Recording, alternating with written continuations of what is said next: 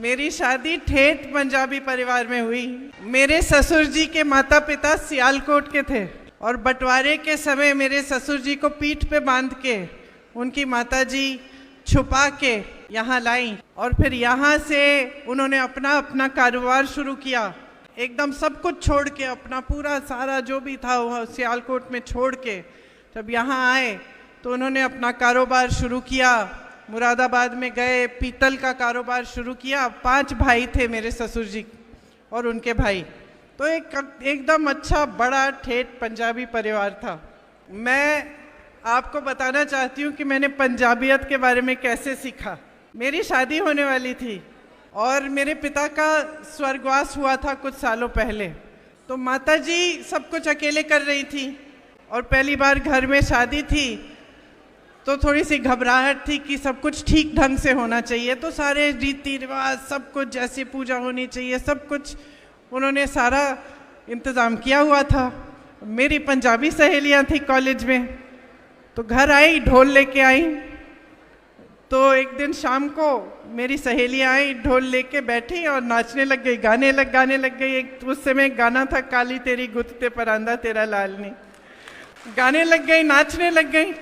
अंदर से मम्मी निकली और ऐसे खड़े होके कही, हमारे घर में शादी के टाइम नाचते नहीं हैं। तो हम सब रोने लग गए और वहीं से मैंने सीखना शुरू किया कि पंजाबी जो संस्कृति वो कैसी होती है, क्या होती है। मेरा परिवार अलग था, बहुत स्ट्रिक्ट रूल्स होते थे। मेज़ पे भी जब हम खाने के लिए बैठते थे तो जब तक इंदिरा जी का परमिशन नहीं लेते थे तब तक हम बच्चे उठ नहीं पाते थे। तो जब मेरी शादी हुई तो एकदम मैंने एक अलग कल्चर देखा, एक अलग संस्कृति देखी। मेरी सासू माँ भी पंजाबी नहीं थी, लेकिन उनकी शादी पंजाबी घर में हुई थी, तो उन्होंने सब कुछ अपनी सासू माँ से सीखा था। तो मुझे कोई फ्री एंट्री पास नहीं दिया उन्होंने, इजी एंट्री नहीं कराई मेरी। तो मुझे लगता था मैं सफाई भी कर लेती थी उनके लिए, पलंग भी बना देती थी, सूटकेस भी बना देती थी, अगर कहीं जा रही खाना पका देती थी, किचन भी साफ करके रखती थी। लेकिन मुझे लगता था कि मेरी सासू माँ तो कभी खुशी नहीं हो रही है, मैं तो सब कुछ कर रही हूँ। आपको मालूम है कैसा लगता है तो आस्ते आस्ते उस घर में रहते हुए मैंने उस घर का रहन सहन देखा।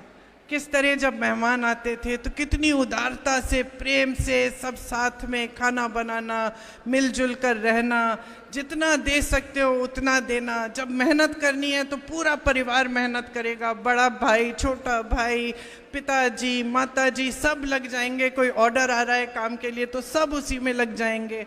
किस तरह से एकजुटता, जब मुसीबतें आई घर में, संकट हुआ तो एकजुटता, पूरा परिवार जो शायद पहले थोड़ी किटपिट रहती थी, लेकिन जब मुसीबत आई तो सारा परिवार एकजुट होकर खड़ा हो जाता था।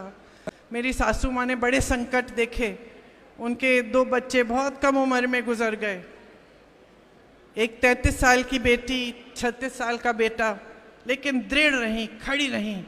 तो जैसे समय चलता रहा मुझे समझ में आया कि मेरी सासू माँ मुझे एक बहुत अहम सबक सिखा रही थी जीवन का। वो मुझे ये सिखा रही थी कि बेटा, तुम दब जाओगी तो दुनिया तुम्हें दबाएगी, तुम झुक जाओगी तो दुनिया तुम्हें झुकाएगी। तो जैसे ही मुझे ये एहसास हुआ और मैं थोड़ा सा खड़ी होने लगी तो मेरी सासू माँ का पूरा आदर मिला और आज हम बहुत अच्छे दोस्त हैं। मुझे मालूम है कि मेरा ये भाषण भी वो देख रही होंगी। भाषण देख के मुझे बोलती हैं कि आज तुमने अच्छा बोला, लेकिन ये भी बोल दिया करो, ठीक है तो देख रही होंगी, हमारी अच्छी खास दोस्ती हो गई। और पंजाबियत के बारे में मैंने उनसे सीखा।